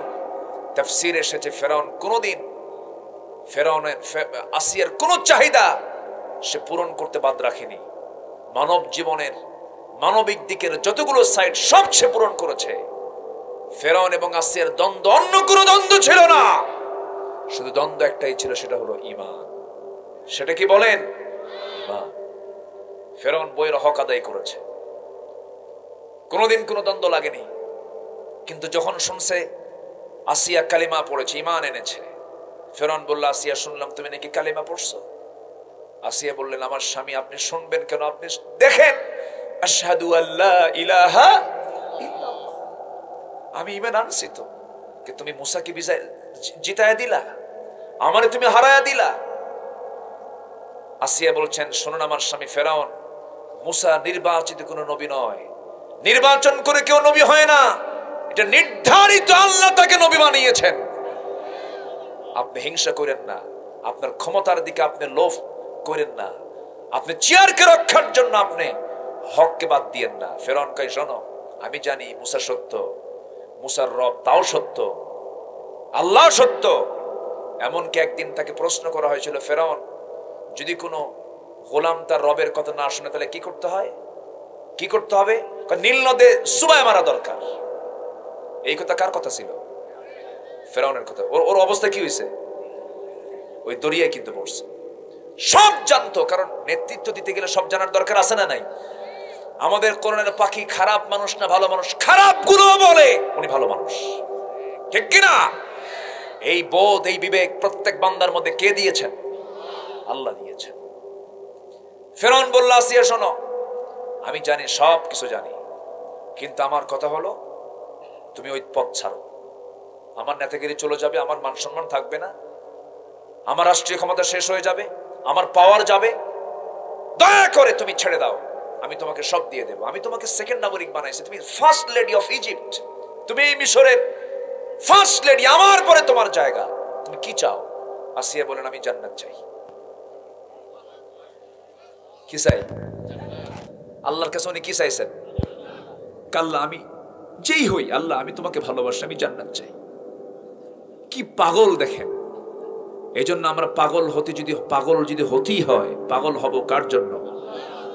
আর কালকে কিছু 14 ফেব্রুয়ারি কিছু যুবক যাবে পাগল হওয়ার জন্য, আছে না নাই? ওই পাগল হয়ে লাভ নাই। লস প্রজেক্ট, যা চুরি ফিতা কিনে দিবেন সব চুরি আর ফিতাওয়ালার লাভ, তোমার লস বাবা। ওগুলো করো না। মুহাব্বত যদি করতে হয় কার সাথে? আল্লাহর সাথে। আসিয়া আলাইহিস সালাতু ওয়াস সালাম বুঝে নিলেন যে ফেরাউন আমাকে মেরে ফেলবে। বোঝে না? বোঝে তো। ফেরাউন বউ তো, স্বামীর কথা বোঝে না? বোঝে। আসিয়া আলাইহিস সালাতু ওয়াস সালাম শেষ পর্যন্ত বলে ফেললেন, ও ফেরাউন স্বামী আমার, আমি বুঝতে পেরেছি তুমি কি করবে। ফেরাউন বলছে, আসিয়া শোনো, সংসার চলে যাবে, পরিবার ধ্বংস হয়ে যাবে, এত সুন্দর সাজানো আমার সোনার সংসার ধ্বংস করে দিচ্ছ তুমি, এটা কেমন হলো রে? আসিয়া বলছেন, আপনি আমাকে দুনিয়ার সংসার চিনায়া দেন, আল্লাহ আমাকে জান্নাতের সংসারটা দেখাইয়া দেন। উনি জান্নাতের সংসার দেখে নিচ্ছেন। জান্নাত রেডি হয়ে গেল। আসিয়া আলাইহিস সালাতু ওয়াস সালামের চোখের সামনে জান্নাত দাঁড়ায় গেছে, করাত নিয়া মাথার কাছে এসে লাগায়া দিয়েছে। ফেরাউন বলছে, আসিয়া এখনই করাত অর্ডার হয়ে যাবে, তোমাকে 2 টুকরো করে দুনিয়া থেকে বিদায় করে দেবে। আসিয়া বলছেন, আপনি আমাকে মৃত্যুর হুমকি দেখান, আল্লাহ আমাকে জান্নাত দেখায়া দেন। করাত দি যখন অর্ডার হলো চিরে ফেলার, ওই সময় তিনি একটা দোয়া করেছিলেন। সেই দোয়া আল্লাহ রাব্বুল আলামিন কোরআনে কারীমের মধ্যে কোট করেছেন, রব্বি বিনিলি ইনদাকা বাইতান ফিল জান্নাহ ওয়া নাজ্জিনি মিন ফিরআউনা ওয়া আমালিহি। আল্লাহ তুমি আমার জন্য বানায় দিবা একটা ঘর, বাইতান বুয়ুতুনের বহুবচন, একটা ঘর তুমি আমাকে বানায় দিবা ফিল জান্নাহ, জান্নাতের মধ্যে, ওয়ানাজ্জিনি আমাকে নাজাত দিয়ে দিবা, বাঁচায় দিবা ফেরাউন থেকে, ফেরাউনের দুষ্কর্ম থেকে আমাকে তুমি আল্লাহ বাঁচায় দিবা। ওই যে ফেরাউনের কবল থেকে আসিয়া দুনিয়া থেকে বিদায় নিয়ে নিলেন, করাতের তীরে, করাতের নিচে নিজের মাথাটা দিয়ে দিলেন, শহীদা হয়ে গেলেন। ইতিহাসের সমস্ত নর এবং নারীকে জানিয়ে দিলেন, শোনো দুনিয়ার মুসলমানেরা, ইমানদার নর নারীরা, ইমানের পথে টিকে থাকতে গেলে পরিবার, সমাজ, রাষ্ট্র সব ত্যাগ করে আল্লাহর বন্ধুত্ব অর্জন করতে হয়। জোরে কোন সুবহানাল্লাহ। আল্লাহ রাব্বুল আলামিন বলেন, প্রকৃত মুমিন কারা? একটু মিলায়ে নেন। ইন্নামাল মুমিনুনা আল্লাযীনা আমানু বিল্লাহি ওয়া রাসূলিহি সুম্মা লাম ইয়ারতাবু ওয়া জাহাদু বিআমওয়ালিহিম ওয়া আনফুসিহিম ফি সাবিলিল্লাহ উলাইকা হুমুস সাদিকুন। জোরে বলি আল্লাহু আকবার। প্রকৃত মুমিন কারা? যাদের ভিতরে 2টা গুণ পাওয়া যাবে। নাম্বার 1 হলো যারা ঈমান আনবে কার উপরে? আসতে বলে না, কার উপরে? রাসূলকে মানলো না। আল্লাহ ঠিক আছে, রাসূলকে মানলো না, হবে নাকি? আল্লাহ কি রাসূলকে বাদ দিবেন নাকি? যেখানে আল্লাহর নাম সেখানে রাসূলের নাম আছে না নাই? আমানু বিল্লাহি ওয়া রাসূলিহি। আবার আল্লাহকে পেতে হলে কাকে লাগবে? আসতে বলে কাকে লাগবে? আল্লাহর শর্ত জড়িয়ে দিচ্ছেন, আমাকে পেতে চাও ফাত্তাবিউনি ইউহিব্বুকুমুল্লাহ। আল্লাহু আকবার। রাসূলের তুমি ইত্তেবা করো, রাসূলকে তুমি ভালোবাসো। ভালোবাসারও দরকার আছে, ইত্তেবারও দরকার আছে। অনেকে বলে যে ভালোবাসলে শুধু লাভ নাই, ইত্তেবা করতে হবে। শুধু ইত্তেবা করলেও লাভ হবে না, ইত্তেবাও থাকতে হবে, ভালোবাসাও থাকতে হবে, দুটাই থাকতে হবে। তাফসীর ভুল করা যাবে না। আল্লাহ রাব্বুল আলামিন নবীর শানে ইত্তেবা লাগিয়েছেন। আবার হুব্বুন শব্দেরও তাবউন হুব্বুন দুটো শব্দই প্রয়োগ করেছেন। ইত্তেবাও লাগবে, এরপরে মুহাব্বতও লাগবে, দুটাই লাগবে। ইত্তেবার মধ্যে মুহাব্বত আছে, কিন্তু শুধু মুহাব্বতের মধ্যে ইত্তেবা নাই। এই জন্য ইত্তেবার কথাটাই বেশি গুরুত্ব দেওয়া হয়েছে, এটা সত্য কথা। আমার বন্ধুগণ, আমার ভাইরা, রাসূলকে যদি আমি ভালোবাসতে পারি, আনুগত্য করতে পারি, আল্লাহ বলছেন আমি তোরে অনাসি ভালোবেসে যাবো। জোরে কোন সুবহানাল্লাহ। রাসূলকে ভালোবাসবো এক জায়গায় না সব জায়গায়। আসতে বলবেন না, এক জায়গায় না সব জায়গায়। মসজিদে এসে আপনি দুরূদ শরীফ পড়তেছেন, আর মসজিদের বাইরে গিয়ে আপনি নেতার দুরূদ পড়েন। হ্যাঁ, আছে না নেতার দুরূদ পড়া লোক আছে না কিছু? মসজিদে নবীর দুরূদ পড়ে, আল্লাহুম্মা সাল্লি আলা মুহাম্মদ ওয়া আলা আলি মুহাম্মদ কামা সাল্লাইতা আলা, বলেন আলা ইব্রাহিম কে বলেন? জাতির নেতা, জাতির পিতা কে?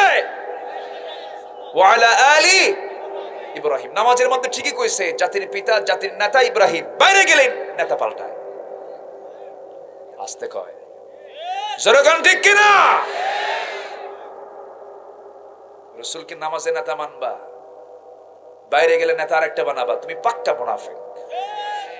আমার নেতা একজনই, তিনি হচ্ছেন মুহাম্মদ সাল্লাল্লাহু আলা মুহাম্মদ ওয়া আলা আলি মুহাম্মদ কামা সাল্লাইতা আলা। যে লোকগুলোর নাম নামাজে হয়, যে লোকগুলোর নামের জন্য নামাজের মধ্যে যাদের দোয়া করা হয়, তাদের নাম, তাদের দল বাদ দিয়ে তুমি মুসলমান কার দল করতে যাও? কষ্ট পাচ্ছেন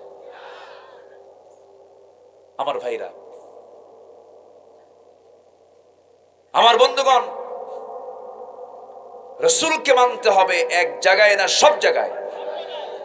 যে ব্যক্তি রাসূলকে নামাজে মানলো, সমাজে না, রাষ্ট্রে না, রাজনীতিতে না, ব্যবসায়ে না, চুক্তিতে নয়, বন্দিতে নয়, সমরাস্ত্রে নয়, যুদ্ধে নয়, যে ব্যক্তি সব জায়গায় না মেনে শুধু নামাজকে মানলো, সে একটা ভণ্ড। সে কি বলেন? ভণ্ড, প্রতারক সে। আমার ভাইরা, একটু কান লাগাবেন, মনোযোগ দিয়ে শুনবেন। নবীর আনুগত্য ফরজ, নবীর ভালোবাসাও ফরজ। সাহাবীরা রাসূলকে খুব ভালোবাসা দিয়েছে। আমি সিরাজ ভাই যতটুকু ভাঙ্গাচুর আমি স্টাডি করেছি, এই পৃথিবীতে নবীদের পরে দাম সবচেয়ে বেশি কাদের বলেন তো? বলেন বলেন। সাহাবীদের। নবীদের পরেই কাদের স্থান? সাহাবীদের। তারা কি দুই চোখওয়ালা মানুষ না? তাদের চোখ কয়টা ছিল? কান কয়টা ছিল? আচ্ছা, আমাদের চোখ কয়টা? আমাদের হাত কয়টা? তাদেরও কয়টা? দুইটা। কিন্তু তাদের দাম বেশি হওয়ার কারণ কি বলেন? বলেন। আমি যতটুকু স্টাডি করেছি, তাদের দাম হওয়ার যতগুলো কারণ আছে, অনেকগুলো কারণ আছে, এর মধ্যে এক নাম্বার কারণ হলো তারা সত্যি সত্যি তারা নিজের জীবনের চাইতে রাসূলকে বেশি ভালোবাসতেন। আমরা বাসি না, আমাদের সমস্যা আছে। তাছাড়া 18 কোটি মানুষের এই দুনিয়ায়, 20 কোটি মানুষের এই বাংলাদেশে নবীর বিরুদ্ধে কথা বলে, তারা বুকের বোতাম খুলে নিয়ে চলে, আমরা কিছুই করতে পারি না। ঠিক কিনা বলেন? যুদ্ধ চালিয়ে যাচ্ছে গোটা দুনিয়া জুড়ে, ঠিক কিনা? আমার নবীজি বদর উহুদ পাড়ি দিয়ে দাঁড়াতে পারতেছেন না, টাকা নাই, পয়সা নাই, সব শেষ, যুদ্ধ লেগে আছে। খন্দকের পরীক্ষা খনন করতে হবে, কি করবেন? রাসূল বলেন আমি নিজেও লাগতেছে, চলো কোদাল নাও হাতে। বিশ্ব নবীর মতো মানুষ, যিনি আরশ আজিমের মেহমান হন, সুবহানাল্লাহ বলবেন না? 7 আকাশ পেরিয়ে যাকে আল্লাহ তাআলা আরশ আজিমের মেহমান বানাইছেন, সেই বিশ্ব নবীর হাতে কোদাল। বিশ্ব নবীর হাতে কোদাল, মদিনাকে রক্ষা করার জন্য কোদাল মারতেছেন বিশ্ব নবী। সবার আগে আগে কোদাল মেরে মেরে পরীক্ষা খনন করতে গিয়া 4 দিন 4 রাত নবীর পেটে কোনো খাবার যায় নাই। আমার নবীজি সেই সময় দেখতে পেলেন সাহাবীরাও না খাওয়া, সাহাবীরাও না খেয়ে আছে। কোন এক সাহাবীর ছেলে এসে তার বাবার সামনে 4-5টা খেজুর দিয়া যায় লুকায়া লুকায়া। রাসূল বলছেন, ও ছোট্ট ছেলে, কি নিয়ে যাও? আব্বার কাছে খেজুর নিয়ে যায়, আম্মা দিছে। রাসূল বললেন, ও ছোট্ট ছেলে, আমার কাছে আসো, খেজুরগুলো আমাকে দাও। রাসূল খেজুরগুলো নিয়া নিজের গায়ের চাদরের মধ্যে সুন্দর করে রাখলেন, বিসমিল্লাহ বলে ফু দিলেন। এত পরিমাণ খেজুরের বরকত হলো, উপচে পড়ে পড়ে সেই চাদর দিয়ে গড়ে গড়ে পড়ছে। সাহাবে কেরাম সামনে যতজন ছিল সবাইকে নিয়ে রাসূল খেয়ে ফেললেন। একটু পরের ঘটনা এটা, তার আগে 4 দিন যাবত না খাওয়া। আমার নবীর পাশে কেউ নাই। রাসূল কোদার মেরে মেরে ক্লান্ত, ক্ষুধা সহ্য করতে না পেরে আমার নবীর জুব্বার নিচে তিনি পেটে পাথর পর্যন্ত বেঁধেছেন, কাউকে বুঝতে দেন নাই। কিন্তু এই জাবের, যে জাবের রাসূলকে খুব কাছ থেকে দেখতেন, ভালোবাসতেন, তার সব কিছু লক্ষ্য করতেন, তার জামা, তার কাপড় চোপড় সব লক্ষ্য করতেন, তিনি আস্তে করে কানে কানে এসে বলছে, হুজুর আপনি তো না খাওয়া, আমি তো টের পাইছি, কেন আপনার পেটে পাথর? রাসূল বলছেন, আমি তো তোমাকে বুঝতে দেই নাই। হুজুর আমি বুঝতে পেরেছি, কেউ বুঝতে না পারলে আমি আপনাকে খুব কাছ থেকে বুঝি, আপনার পেটটা ফুলা ফুলা দেখা যায়, পেটের মধ্যে আপনি পাথর বেঁধেছেন। রাসূল বলছেন, ওরে আমার জাবির, তুমি কাউকে বলতে যাও না, সাহাবীরা হাউমাউ করে কাঁদবে। কিন্তু হুজুর আমি কাউকে বলবো না, আমি আপনাকে কানে কানে বলে যাচ্ছি, হুজুর আমি আপনার জন্য একটা ব্যবস্থা করব। কি ব্যবস্থা? বাড়িতে তেমন কিছু নাই, একটা ছোট্ট ছাগল আছে, এই ছাগলটা আমি জবাই করে বউকে রান্না বান্নার জন্য বলে আসবো, আপনাকে আমার বাড়িতে আজকে দাওয়াত দিব, আপনি যাবেন নাকি? রাসূল বলেন, ঠিক আছে যাও। আমি দাওয়াত গ্রহণ করলাম। আনন্দ দেখে কে তিনি বাড়িতে এসে বউকে বুঝায়া দিলেন, রান্না বান্না করো, রুটি প্রস্তুত করো। বউ তাকে জানায়া দিল, শোনো আমার স্বামী জাবের, ছোট্ট ছাগল রাসূলকে কানে কানে বলে দিও, কাউকে যেন না বলে, 2-1জনকে নিয়ে যেন আস্তে আস্তে চলে আসে আমাদের বাড়িতে। আচ্ছা ঠিক আছে। গিয়ে যখন কানে কানে বলছেন, হুজুর আপনাকে আস্তে আস্তে বললাম এই জন্য, কারণ আমি গরিব মানুষ, ছোট্ট ছাগল, বেশি লোক তো খাওয়ানো যাবে না, সবাই তো ক্ষুধার্ত, আপনি কয়েকজনকে নিয়ে একসঙ্গে চলে আসুন আমার বাড়িতে। আমার নবীজি মুস্কি হাসি মেরে বলছেন, ও জাবের চিন্তা করো না, চিন্তা করো না, তবে একটা কথা শুনে রাখো জাবের, আমি কিন্তু একা খাওয়ার মানুষ নই, আমার সাহাবী না খাওয়া থাকবে, আমি একা খাবো, এটা অসম্ভব ব্যাপার। নবীজি আস্তে করে দাঁড়ায় গিয়ে সাহাবে কেরামকে লক্ষ্য করে বলছেন, সাহাবীরা জাবের আমাদেরকে দাওয়াত দিয়েছে, তোমাদের সকলকে আমি নিজে দাওয়াত দিয়ে দিলাম, চলো আমরা জাবেরের বাড়িতে যাই। জোরে কান সুবহানাল্লাহ। ইন্নাল্লাহা ইয়ারযুকু মান ইয়াশাউ বিগাইরি হিসাব, আল্লাহ যাকে চান হিসাব ছাড়া রিজিক দিয়ে দেন।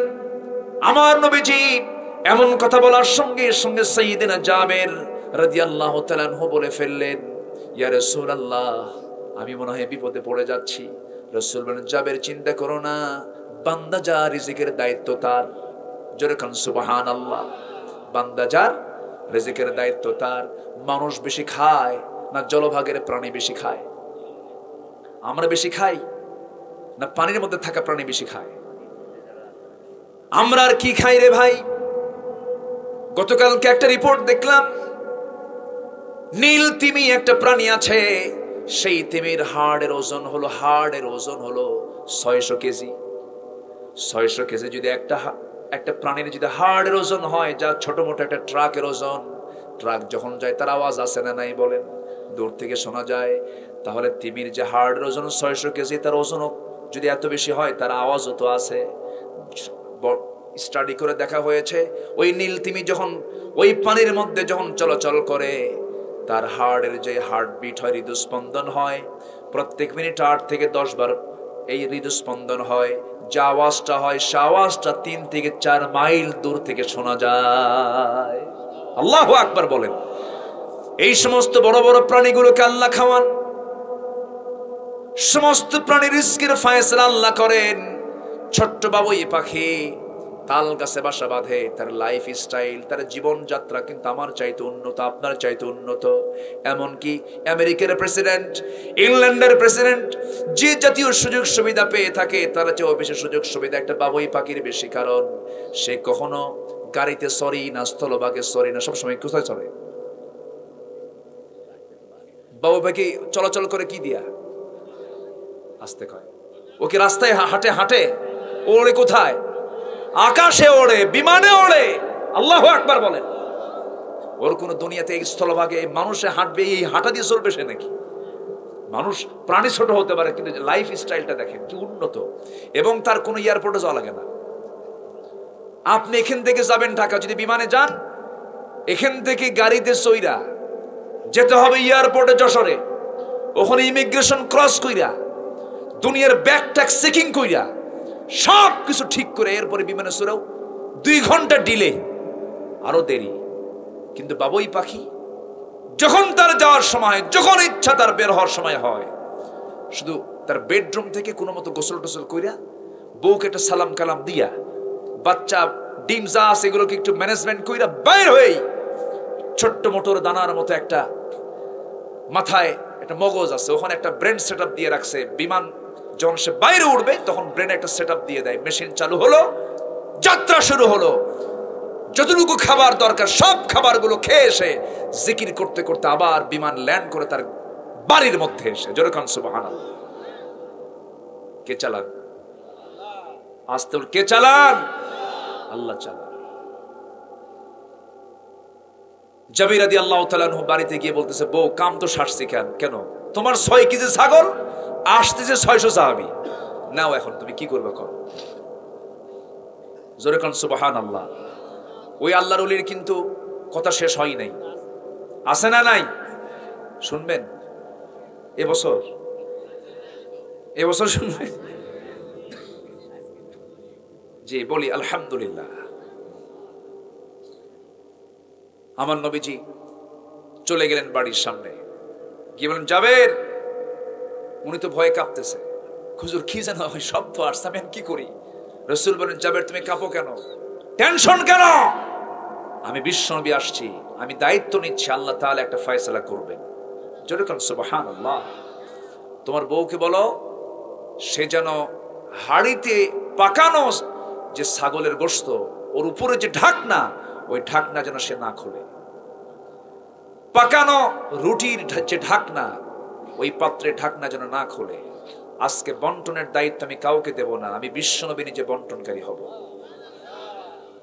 আমি হব মেসিয়ার, আমি হব মেসিয়ার। মেসিয়ার পর্যন্ত ওই যে হোটেলে যারা খাবার বিতরণ করে, বিশ্বনবী নিজে খাবার বিতরণও করেছেন। সুবহানাল্লাহ বলবেন না? নেতা কাকে বলে? নেতা বদরের যুদ্ধে আগে না পড়ে, ওহুদের যুদ্ধে আগে না পড়ে, খন্দকের পরীক্ষা খনন করতে গিয়ে আগে না পড়ে। আর আজকের নেতাগুলো কি কয়? যত রক্ত লাগে দেব, প্রয়োজনে লোক পাঠাবো, মাগান আমি যাবো না। ঠিক কিনা? শেষ করে দেই, কি করব? হায় হায়, আমি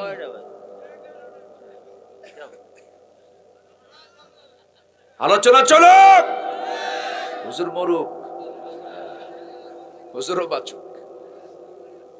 জি মাইক ম্যান, ভালো আছেন তো আপনি? নামাজ পড়ছেন? এসে নামাজ পড়ছেন? পড়ে নাই। বেশি ওয়াজ শোনে কে বলেন তো? এখন বিষয় হলো, আমি আপনাকে বলি, ওয়াজ তো শুনলেন, ফজর নামাজ পড়ার দরকার আছে না? আসতে বলবেন না, আছে না নাই? এখন আসল কথা এসে, ফজর পড়বেন কারা কারা হাত তোলা লাগে দেখি। দেখেন তো কারা কারা হাত তুলে নাই। আজকের আলোচনার পরে যদি কেউ হাত না উঠায়, ওর অন্তরে এত পাষাণ, ওর অন্তর কোনোদিন নরম হবে না মনে হয়। কারা কারা 5 ওয়াক্ত নামাজ পড়বেন দেখে হাত তোলেন।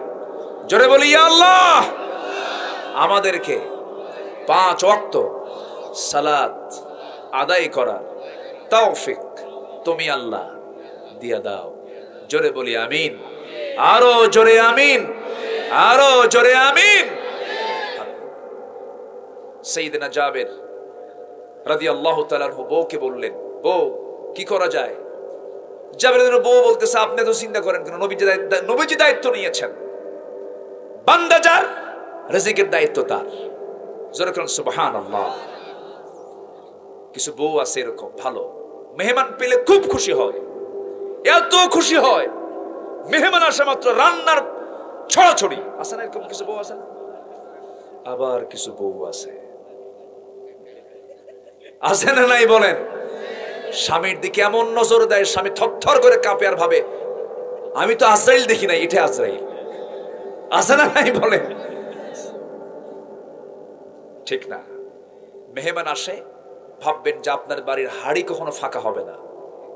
আপনি একা খাবেন, আপনার বাড়ির হাড়ি ফাঁকাও থাকতে পারে। মেহমানকে নিয়ে খাবেন, আপনার হাড়ি ফুরাবে না, আপনার হাড়ি কখনো ফুরাবে না। অনেক কথা ছিল, এখন একটা সাহাবীর কথা মনে হলো, ওইদিকে যাবো কখন, সময় তো নাই। যাবো যাবো ডালে যাবো, মূলেই তো সময় পাচ্ছি না। এক সাহাবী 3 মাস বাজার নাই বাড়িতে। কয় মাস? আচ্ছা, আমার বাড়িতে যদি 3 মাস বাজার না থাকে, বউ কি করবে কত? চুয়াডাঙ্গা মেহেরপুরের বউরা কি কবে? কি কন? এই যে চাবি দিলাম, গেলাম, তুই থাক, কি ঠিক আছে না? 3 মাস বাজার নাই, কোনো ক্লেম নাই। শুধু একদিন বলছে, স্বামী বাচ্চাগুলো না খাওয়া, ভালো কোনো খাবার নাই, তো আপনার কাছ থেকে কিছু কয়েন জমা করছে, পয়সা, এই যে একটু নিয়ে যান, একটু বাজার করে আর আজকে তৃপ্তি করে খাবো। আচ্ছা ঠিক আছে। গেছেন বাজারে, আজান দিছে, হাইয়া আলাস সালাহ, বলেন তার কি বাজার হয়? গেছেন নামাজে, নবীর বয়ান শুরু আসর, আবার বয়ান শুরু মাগরিব, আবার বয়ান শুরু এশা, বাজার নাই। এশার নামাজ পড়ে রাসূল বলছেন, এই সাহাবী তুমি 3 জন নাও, তুমি 3 জন নাও, তুমি 3 জন নিয়ে সব মেহমানদারি করো। তালহা হুজুর, যে একটা সাহাবী বেঁচে গেছে, মেহমান, এরে তুমি নিয়ে যাও, ওদিকে বাজার নাই। কিন্তু বাজার সারা ফাঁকা ব্যাগ নিয়ে মেহমান একটা সাথী নিয়ে গেছে বাড়িতে।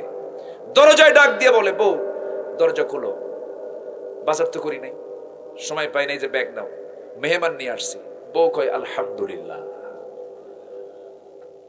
জোরে কোন আলহামদুলিল্লাহ। এমন বউ যার থাকে, তার চাইতে ভালো কপাল কারো আছে? এই কথা শোনা মাত্রই এখন স্বামী বলতেছে, তুমি তো কইলা আলহামদুলিল্লাহ, মেহমান খাবে কি কও?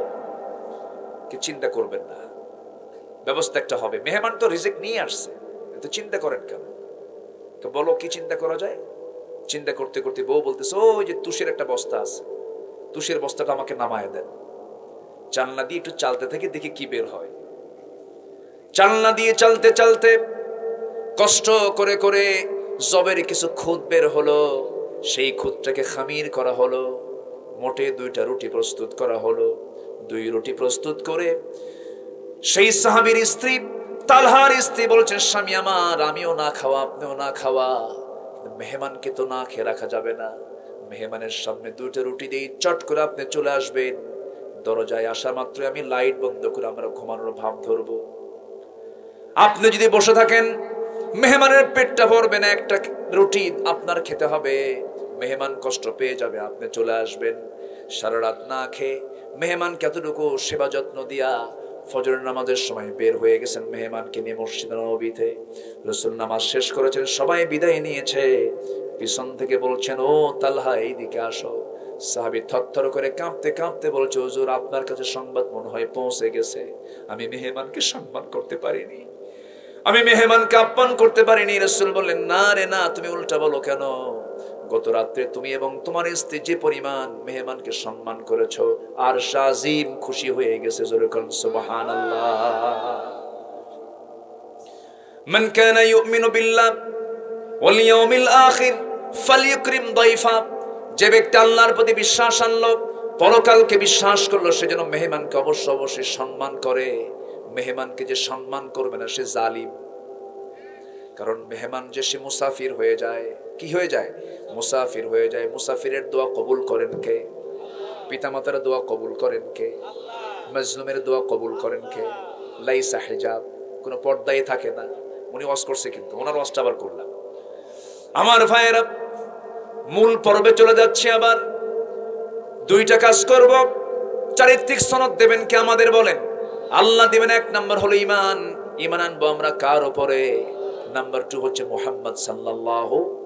আল্লাহ আছেন যেখানে, রাসূল আছেন সেখানে, আল্লাহ তাআলা যেখানে তার নাম নিয়েছেন সেখানে রাসূলের নামটা নিয়েছেন। আল্লাহও ছাড়া যাবে না, রাসূলও ছাড়া যাবে না। নাম্বার 2 হলো আল্লাহ তাআলা বলছেন, শোনো, নাম্বার 2 হচ্ছে, তুমি যদি আমার কাছ থেকে সার্টিফিকেট নিতে চাও, ওয়াজাহাদু বিআমওয়ালিহিম ওয়া আনফুসিহিম, আল্লাহর রাস্তায় জিহাদ করবে, মাল দিয়ে, জান দিয়া। কার রাস্তায়? এই 2টা কাজ করবে, ঈমান আনবে, জিহাদ করবে, আমি আল্লাহ তোমাকে চারিত্রিক সনদ তোমার হাতে তুলে দেব। জোরে কোন সুবহানাল্লাহ। শর্টে মারলাম, বুঝেন নাই? বুঝছেন? অনেক প্রেক্ষাপট ছিল, শর্টে মেরে দিলাম। আমার বন্ধুগণ, সূরা হুজরাতের 10টা শিক্ষা একটাও তো আজকে বলতে পারলাম না, কারণ আয়াতটা শেষ করতে নিয়ে এত সময় চলে গেল। ওইদিকে জাবির রাদিয়াল্লাহু আনহু বসে আছেন, রাসূল সামনে গেলেন। এবার রাসূল হয়ে গেলেন মেসিয়ার। কি হলেন? মেসিয়ার। তিনি বন্টনকারী হলেন। বললেন, সাহাবীরা সব তোমরা কাতারে কাতারে বসে যাও। হাড়ির সামনে রাসূল দাঁড়ায় গেলেন, কোমরে গামছা বেঁধে। সুবহানাল্লাহ বলেন। আমার নবীজি মেসিয়ার হয়ে গেলেন, বন্টনকারী হয়ে গেলেন। নিজ হাতে চামচ দিয়ে তিনি বাড়তে লাগলেন, রুটি দিলেন আর গোশতগুলো দিলেন। 600 সাহাবী তৃপ্তি ভরে সবাই খেয়ে নিলেন। কিন্তু জাবিরের বাড়ির হাড়ির গোশত কমে নাই, রুটিও চুল পরিমাণ কমে নাই। জোরে কোন সুবহানাল্লাহ, আরো জোরে বলি সুবহানাল্লাহ। ইন্না মাআল উসরি ইউসরা। আল্লাহ তাআলা দুঃখের পরে সুখ দিয়ে দেন। 4 দিন না খাওয়া কিন্তু খাদ্যে বরকত দিয়েছেন কে? আল্লাহ তাআলা। আমার বন্ধুগণ, এই দুইটা আমল আমরা শিখব, ঈমান এবং জিহাদ। যে ঈমানদারের জীবনে জিহাদের তামান্না নাই, তার ঈমান আনা হয় নাই। আবার যে শুধু জিহাদ জিহাদ করে কিন্তু নামাজ নাই, তার জিহাদেও কোনো কাম নাই। দুটাই লাগবে। আল্লাহ দুটাই কবুল করুন। জোরে বলি আমিন, আরো জোরে আমিন। আসেন দোয়া করি। হ্যাঁ, ও জি জি জি, আচ্ছা, হ্যাঁ ঠিক আছে।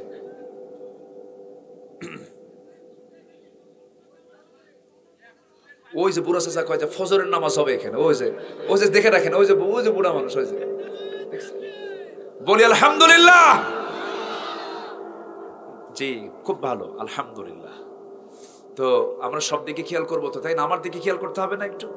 জি, সব দিকে আমরা খেয়াল করবো। আল্লাহ যেন আমাদের এই সম্পর্ক হাসর পর্যন্ত গড়িয়ে দেন।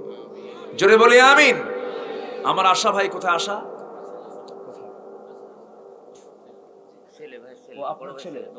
আরে কে যেন হারাইছে? ও আপনার ভাতিজা। জি হ্যাঁ, আশা ভাই দোয়া চেয়েছেন তার আব্বার জন্য। গত 29শে জানুয়ারি না ডিসেম্বর, জি, শুক্রবার ইন্তেকাল করেছেন। আল্লাহ তুমি তার কবরটাকে জান্নাতের টুকরা বানিয়ে দাও। জোরে বলি আমিন। শুধু তার নাম নিলাম, আর সবার নাম নিলাম না, কেমন হলো? উনি চাইছেন তো, এই জন্য নামটা আমি জানি বললাম। সবার বাপ মা, কারো গেছে কারো আছে, সবার জন্য আমরা দোয়া করব। জোরে বলি ইনশাআল্লাহ। একসঙ্গে দোয়া হবে। তো ওই আল্লাহর ওলি, আমার তো মূল লক্ষ্যটা না, জাস্ট একটা শিক্ষা আমি দিতে চাচ্ছি। সেটা হলো মদ সমস্ত পাপের মা। ওই আল্লাহওয়ালা ভাবলেন ওই খুন থেকে, ওই জিনা থেকে আমি যদি বাঁচতে চাই, অন্তত মদটা এক ঢোক মেরে যদি বাঁচি, এটা মনে করে উনি ভাবলেন যে মদের বোতল থেকে একটা ঢোক মেরে দেই।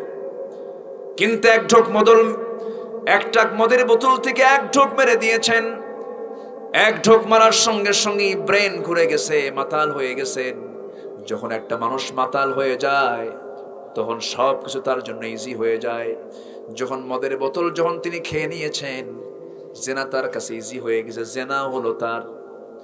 জেনার পরে ওই শিশুটাকে সামনে দিকে তাকে খুনও করা হয়ে গেল। দেখুন, চিন্তা করুন, আল্লাহওয়ালা মনে করেছিলেন মদ্যপান করব আমি, এক বোতল খেয়ে অথবা এক ঢোক খেয়ে এখান থেকে বের হয়ে যাব। কিন্তু মদ এমন একটা পাপের নাম, জেনাও টানলো, খুনও টেনে নিল।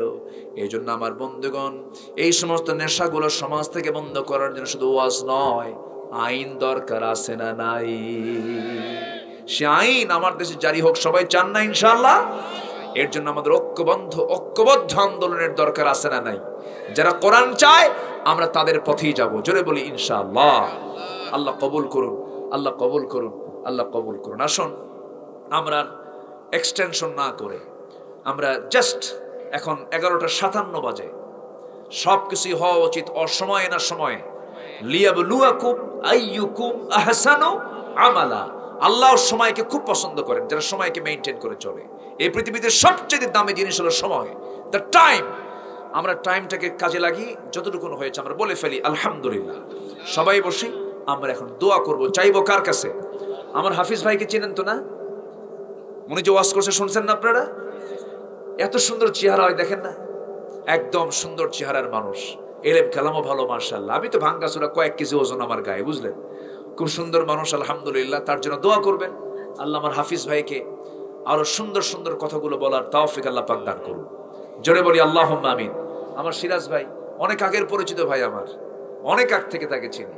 তখন দাড়ি কাঁচা ছিল, এখন দাড়ি পাকছে আলহামদুলিল্লাহ। বলেন জি, মর্যাদা বেড়ে গেছে। আল্লাহ তুমি আমার সিরাজ ভাইকে কবুল করো, আমার মুরব্বীকে তুমি আল্লাহ কবুল করো, এই মুরব্বীকে তুমি আল্লাহ কবুল করো, সবাইকে তুমি আল্লাহ কবুল করো। যার নাম নেই নাই তাকে বেশি কবুল করো।